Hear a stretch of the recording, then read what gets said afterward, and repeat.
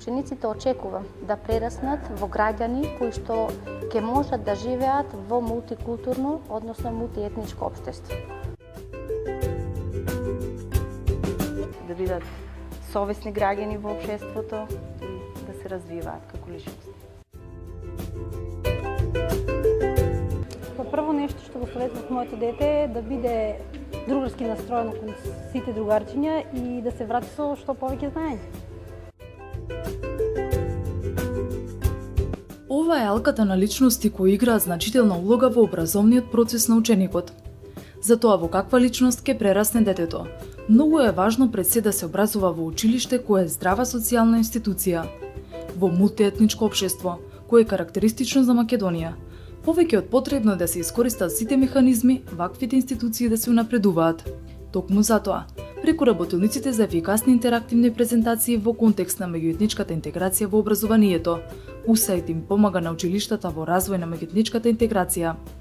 Со десетици обуки од град во град ширум Македонија, просветните работници и родителите преку обуки за јавни презентации, пристап кон целните групи, како и комунициското однесување, научија како да се активираат и како нивното училиште да стане вест број 1 во медиумите. Еве го резултатот од училиштата на сето тоа. Сите вклучени во овој проект сметаме дека тоа ни помага, не поттикнува да преземеме голем број на активности, пред се нормално во самите училишта, да ги активираме повеќе децата, да соработуваат меѓу себе и не само во училиштето, туку и надвор од него и на тој начин нормално да се постигне целта на тој проект, односно мултиетничката интеграција во општеството. Активно се работи, учествуваат сите наставници, даваат свој придонес, излегуваме во пресрет на барањата, интересите, значи насоките кои што ни ги даваат и самите родители, отворени сме за соработка со родителите, се со цел значи нивните деца, а наши ученици правилно да се образуваат и воспитуваат. Родителите кои до сега беа пасивни чинители во образовната алка, сметаат дека добро е одблизу и активно да учествуваат во процесот на училишното воспитување на нивното дете. На моето дете сакам да бидам вклучена во училишните процеси за да знам што учи тоа. Втора добивка од работилниците е соочувањето на учесниците со стереотипите, предрасудите и говорот на омраза. Присутните, без разлика на тоа од која верска или етничка припадност се, едногласно потврдија дека ваквите негативни појави во никој случај не треба да се адресираат во училишниот двор. Погледнете дел од атмосферата на последната обука во Виница. Дали од ова што е напишано, разбираме што се случило вчера? Во училиште.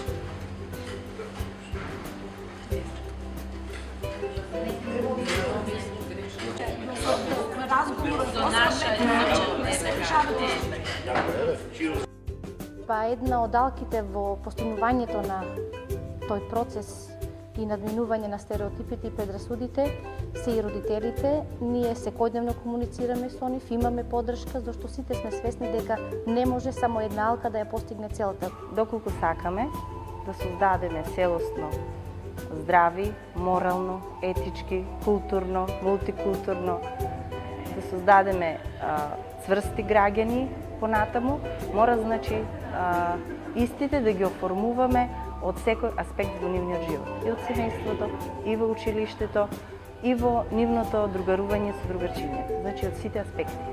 Организираме голем број на креативни работилници, изложби, ги вклучуваме сите етникуми кои што се присутни во нашето општество, заеднички во разни други манифестации, понатаму разни истражувања и сето тоа допринесува меѓусебно учениците да се дружат, да се запознаваат едни меѓу себе и на некој начин да ги надминат сите тие предрасуди, стереотипи кои што се присутни меѓу нив. Ваквиот тип на обуки се во рамки на проектот на УСАИД за меѓуетничка интеграција во образованието, кој се спроведува од страна на Македонскиот центар за граѓанско образование во партнерство со Македонскиот институт за медиуми. Со овој момент запираме со обуката во Виница, додека караванот низ училиштата продолжува и во текот на оваа година.